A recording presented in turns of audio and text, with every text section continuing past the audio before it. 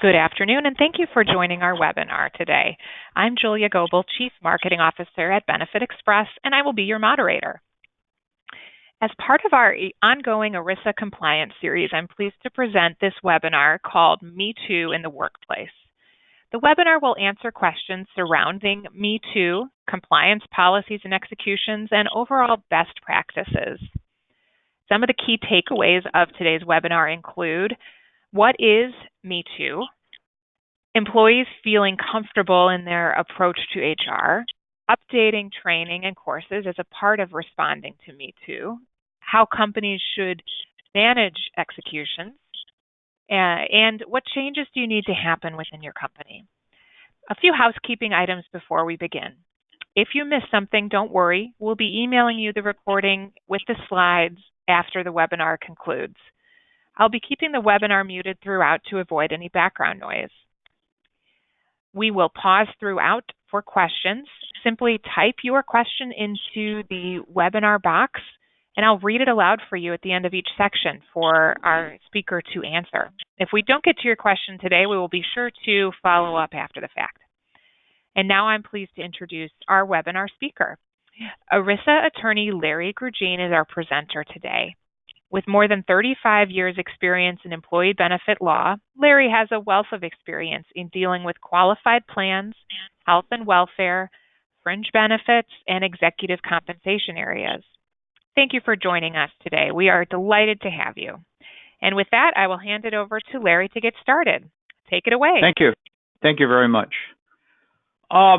What's important about the Me Too movement is I think it's just intensified the interest in how to deal with sexual harassment. And one of the issues you're going to see when we go through this is the fact the best thing employers can do is document what they're doing, document the interactions between the parties, document the fact that you've done this, document any punishment. Many employers have a tough time doing that. When you get a complaint, make sure you take it seriously and treat it fairly and consistently. That's what's really important. So let's look at the Me Too movement and let's look at what's been happening with sexual harassment. In the history of sexual harassment, what's important is the fact that only it's been recently where discrimination because of sex has really been recognized. As this slide indicates, the Civil Rights Act of 1964, known as Title VII, prohibits employment discrimination based on race, color, sex, religion, or national origin. That was the first civil rights bill. In 1972, the Title IX of the Education Amendments was passed, prohibits sex discrimination in schools which receive federal funding. Since then, you see the increase in women in sports. In 1980, the EEOC states that sexual harassment is a form of sexual discrimination prohibited by Title VII. So everything gets clarified along the lines. U.S. Supreme Court rules that sexual harassment is a form of sexual discrimination prohibited by Title VII. In a court case, you see there. So through the years, everything has been starting to crystallize and defined. In 1991, the Civil Rights Act of 1991 is passed, and Title VII is modified to add more protections against discrimination in the workplace.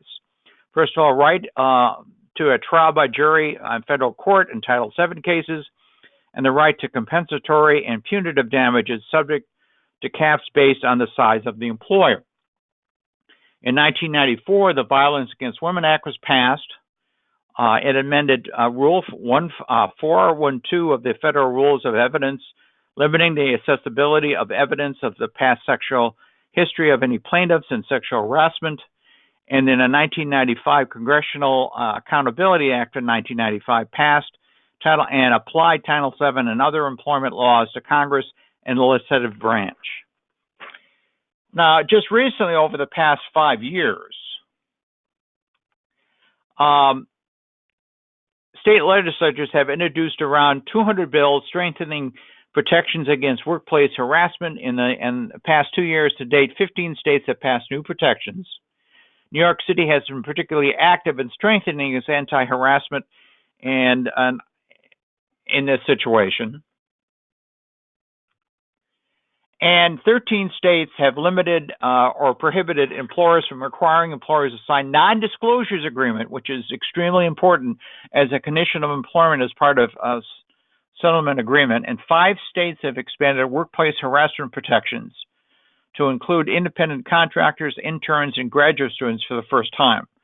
So check your state law to see any special protections that you have to deal with. All right.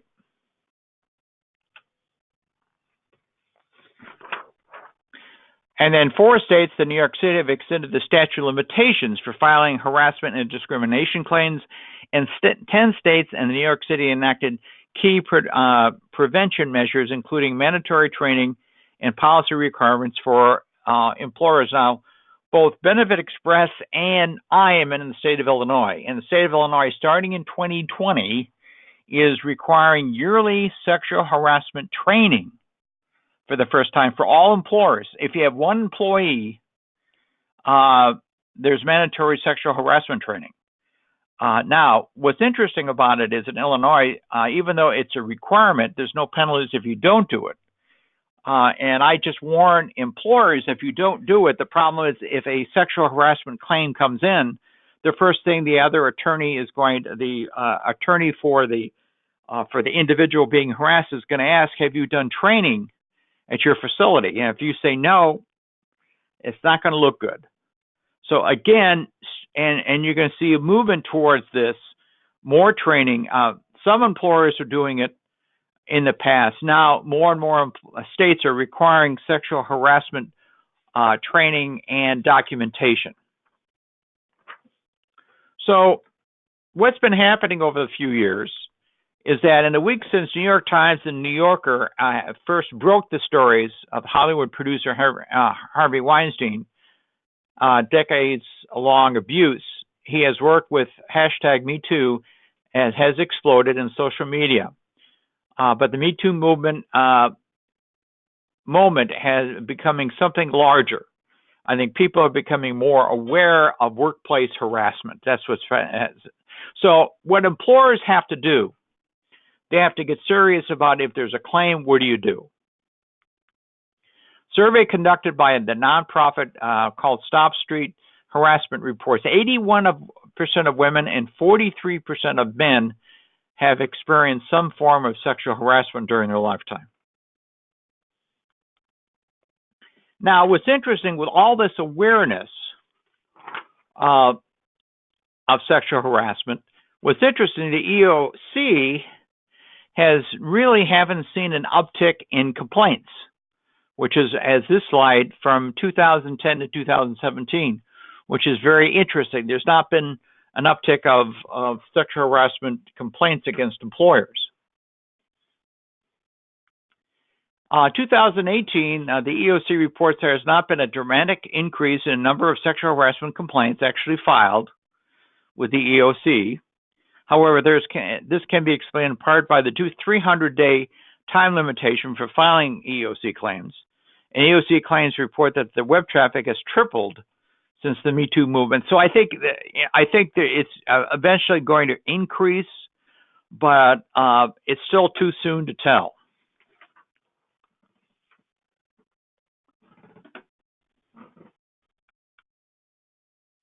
So to aid EEOC investigations, as this slide indicates, Congress has appropriated an additional $16 million to the EEOC to fight workplace sexual harassment. It expected that EEOC will take advantage of the awareness generated by Me Too and will aggressively pursue sexual harassment complaints. They've indicated our challenge to use the Me Too movement well. We'll have a roadmap. Given the work we have done at the EEOC, we have the intention and the commitment of a range of different actors in the society that we meet. Together, we will channel their energy. So again, because of this increased scrutiny on this, employers have to really be ready to, if there is a sexual harassment complaint. Now, so the EEOC has taken a more aggressive approach. In June 2018, the EEOC filed 7 lawsuits against employers in various locations. And the EEOC launched a new online portal in November 2017 to make it easier for individuals to file workplace harassment complaints with the agency. Now, again, some people don't want the attention and don't file. They may file individually against the employer. So 2017 EEOC enforcement guidance on unlawful harassment, 5 key measurements to preventing and remedying, strong and committed leadership of the organization, indicating there's no tolerance for sexual harassment, regular and proven accountability. You take a claim seriously if somebody files a claim, robust and comprehensive harassment policies. Don't just put it in writing, also execute on it. Reliable and accessible complaint procedures, including prompt and thorough investigations and of harassment, and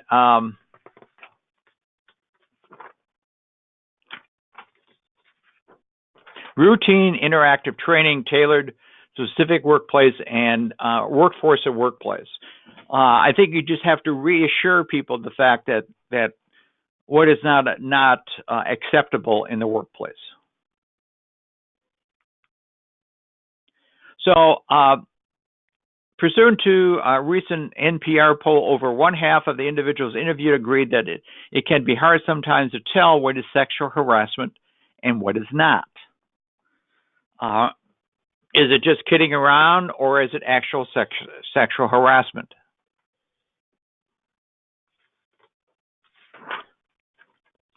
So, I think what you have to clarify for your employees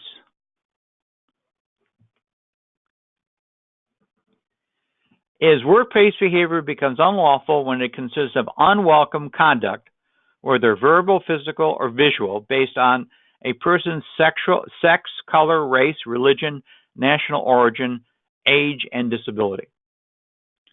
Sexually explicit jokes, posters, gestures, or remarks, ethnic slurs, mocking a person's religious practices or beliefs, and segregating workers based on race or gender is also considered to be sexual harassment. Now, there's 2 types of sexual harassment. There's hostile work environment. It applies to all forms of harassment, including whether it is based on sex, race, or disability. And quid pro quo, that phrase has gotten popular recently. This for that, a person is in a position of authority, typically a supervisor, demands sexual favors as a condition of getting or keeping a job benefits. I think probably the first is probably more prevalent than the second. In regard to hostile work environment, it includes verbal, physical, or visual forms of harassment that are sexual in nature, significant, severe, persistent, or persuasive, unwelcome, fall under the category of hostile environment and sexual harassment. A single severe incident, such as a sexual assault, could create a hostile environment. But more commonly, a hostile environment is created in a series of incidents. It could be comments, it could be inappropriate jokes, it could be gestures. Focus on the impact of the behavior, not the intent. Sometimes individuals are clueless of what the impact is.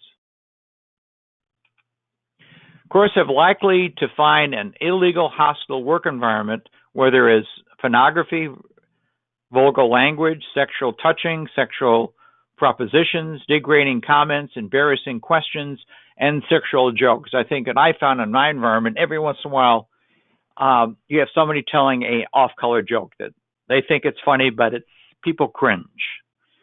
And if it's done consistently, that could become a hostile work environment, and it could turn into sexual harassment. That's the issue.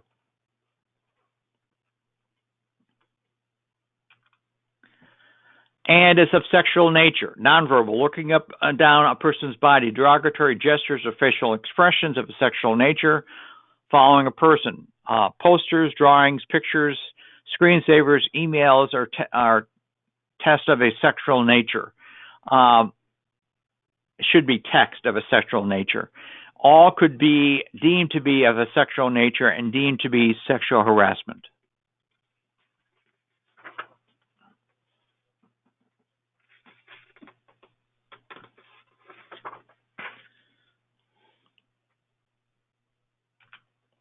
Example of threats and quid pro quo: not getting hired, getting fired or bad evaluation, not getting a raise or promotion, or being excluded from a group.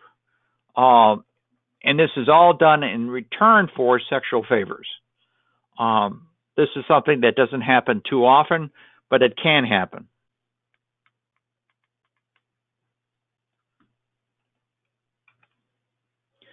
Other examples of rewards: it could be getting hired, getting a promotion, getting a raise or other special treatment, getting a preferred work schedule, being included in part of a group, getting a better grade or review in an evaluation, all in exchange for sexual favors of one form or another. So examples of sexual harassment could be unwanted jokes, gestures, offensive words on clothing, unwelcome comments, and witty responses. It could include touching and other bodily contact, such as scratching or patting a coworker's back, grabbing an employee around the waist, or interfering with the employee's ability to move. And repeated requests for dates that are turned down or unwanted flirting. Unwanted flirting is probably the most prevalent I've seen in the workplace.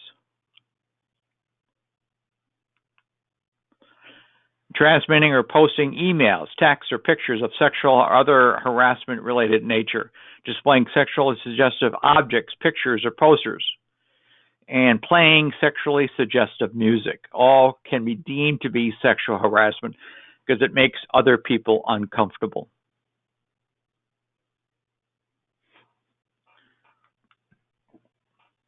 Julie, do you have any questions?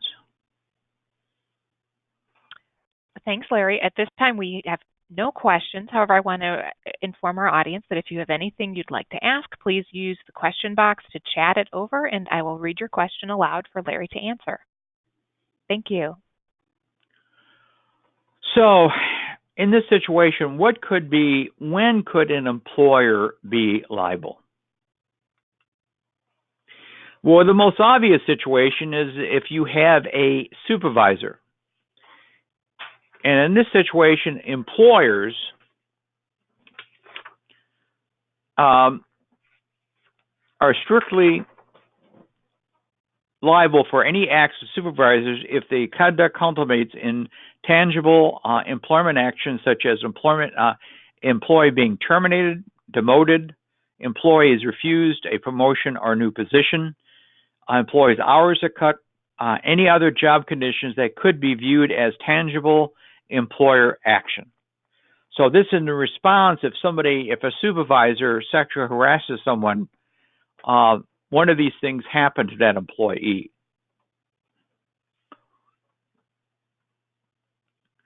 Now, to avoid this situation, if no adverse employment action exists, the employer may be liable to escape or limit liability by establishing an affirmative defense that includes two necessary elements. The employer exercised reasonable care to prevent and properly correct any sexual harassing behavior, and the employee unreasonably failed to take advantage of any preventive or correction opportunities provided by the employer to avoid any harm. She didn't come forward. He or she just didn't say anything to anybody. Nobody knew what was going on between the supervisor and the employee. We didn't know. Even if we took reasonable efforts, nobody. This happened after hours or at a time when nobody saw anything. And this individual never complained to anyone, and no coworker, anything. that, we have a policy in our handbook. We say if you're being harassed, what you have to do is come to your supervisor. But the supervisor is a person that didn't come to HR. So again, this is something you have to really work on, especially if supervisors are doing this.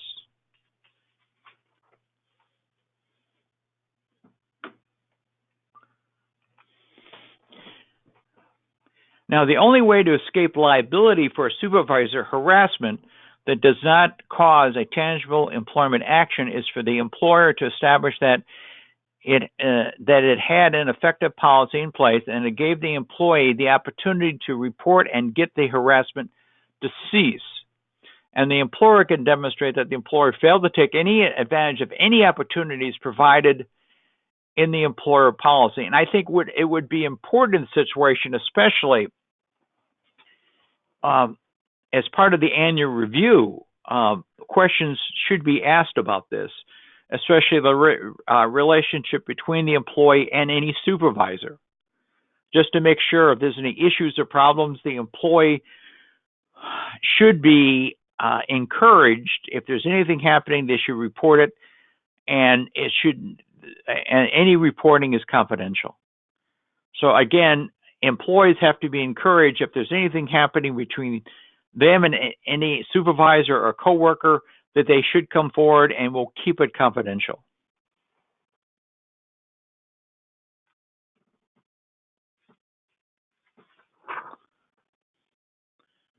So what could be effective anti-harassment policies? Well, here are the elements of a effective policies, and let's go through them.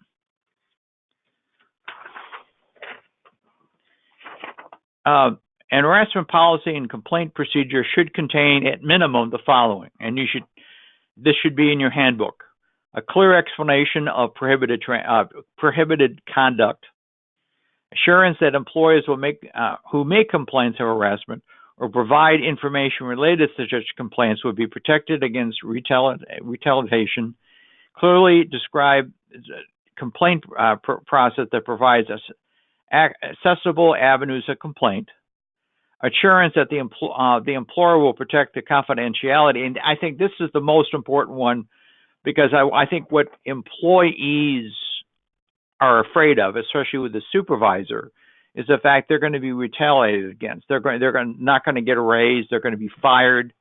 The supervisor is going to find some way to get rid of them because they complained. And I think if the employer can protect the employee against that particular action, that would be probably a good faith effort, and it would be seen as a good faith effort. A complaint process that provides a prompt, thorough, and impartial investigation. Assurance that the employer will take immediate and appropriate corrective action when it determines the harassment has occurred. And I think this is extremely important. Transparency and communication with everybody involved, I think, is extremely important.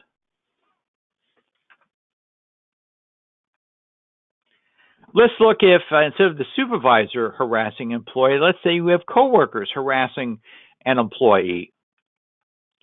So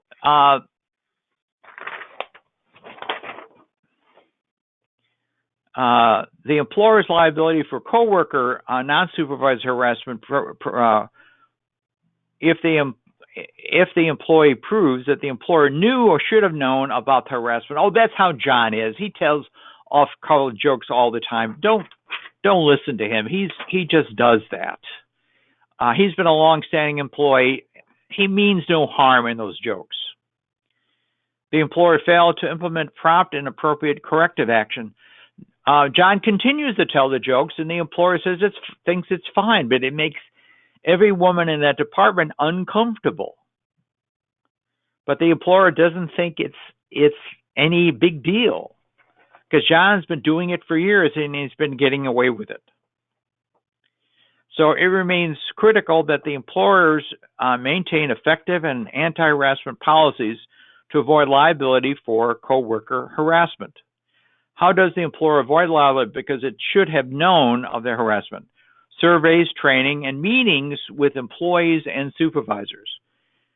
I think in this situation, if all the women in the department are complaining about the jokes that John make and the employer doesn't do anything about it, if individuals start complaining and going to the EEOC or filing complaints against the employer, there could be liability.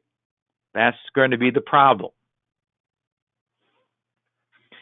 Now, also what's very important in this situation is effective investigations. If somebody does come forward and they make a complaint against a supervisor and employee, it is important that an effective investigation takes place.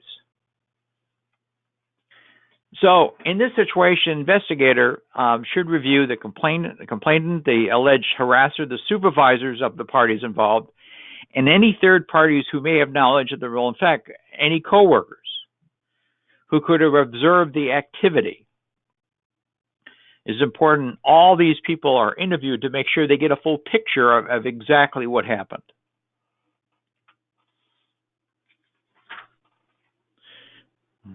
Now, information related to the personal lives of parties outside the workplace is relevant only in unusual situations. We're looking at what's been happening inside the office or inside the location. And the investigator should refrain from offering opinions during the interview. And it's important if HR does it or the employer employs outside person or HR to do it, a record of the interview should be maintained to make sure that everything that's covered can be reviewed by another party.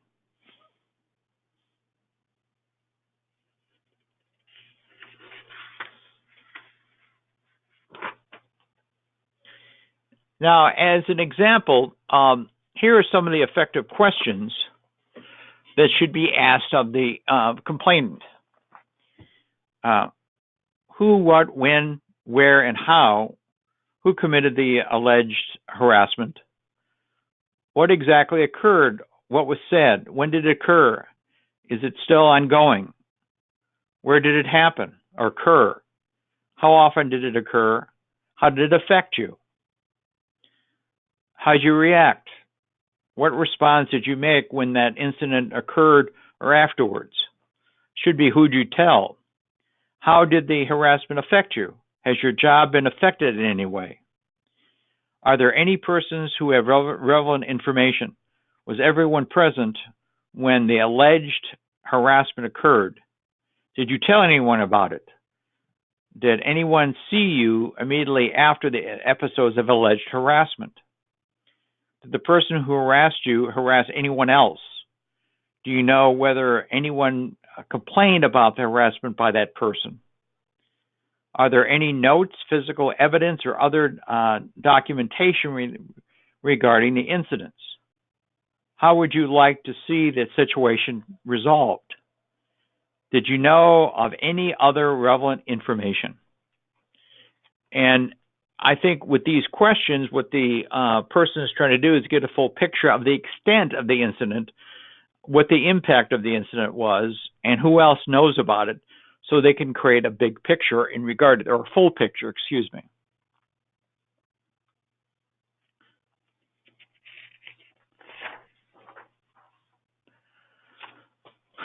Questions to ask the alleged harasser. Was your response to allegations? If the harasser claims that the allegations are false, ask why the complainant might lie. And it can happen. I mean, it could be, they could have bad blood between the two and somebody, and it's on occasion somebody makes up a story to get back at us. So you have to try to be fair in this regard. Are there any other persons who have relevant information? Are there any notes, physical evidence, or other documentation regarding the incidents? Do you know of any other relevant information? So you have to give the alleged harasser the chance to defend him or herself in that situation. And then to complete the picture, questions have to be asked of third parties. What did you see? What did you hear? When did it occur? Describe the alleged harasser's behavior toward the complainant and towards others in the workplace. What did the complainant tell you? When did he or she tell you this? Did you know of any other relevant information? Are there any other persons relevant information? So again, this is trying to get a complete picture of the incident and what happened, and third parties may have witnessed this. Now, what it comes down to is the credibility. Who do you believe in this situation? Inherent plausibility. Is the testimony believable on its face? Does it make sense? Did the person seem to be telling the truth or lying? Motive to falsify. Did the person have a reason to lie? In corroboration. Is there a witness testimony, such as testimony of eyewitnesses, people who saw the person soon after the alleged incidents, or people who discussed the incidents with him or her as around the time of occurred, or physical evidence, such as written documentation or that corroborates the party's testimony? And did the alleged harasser have a history of similar behavior in the past? All this comes into credibility determinations. Now, the hardest part in this situation is reaching a determination. As this slide says, once all the evidence is in, interviews finalized, and credibility determinations made, management should make a determination of whether harassment has occurred. All this has to be documented. And the determination can be made by the investigator or by management, who reviews the investigator's report. And the parties involved should be informed of the determination. Now, if no determination can be made because the evidence is inconclusive, the employer should still undertake further preventive measures, such as training and monitoring, to make sure that this doesn't happen again.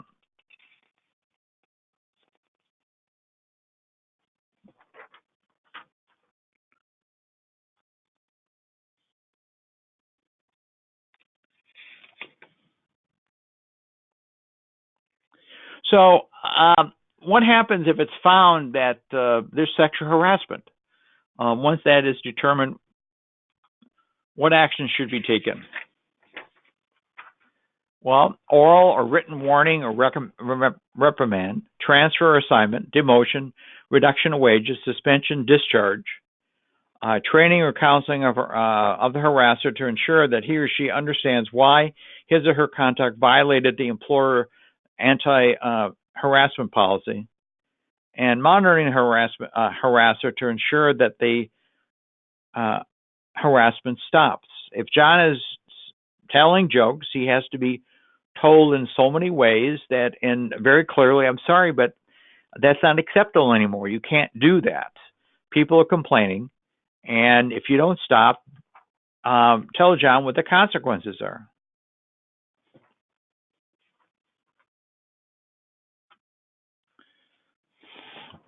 Other examples of measures to correct the effects of harassment. Restoration of leave taken because of harassment, expungement of negative evaluations in the employee's personnel file, reinstatement, apology by the harasser, monitoring treatment of the employee to ensure that he or she is not subjected to retaliation by the harasser or any others in the workplace, correction of any other harm caused by the harassment, compensation. If the employer did not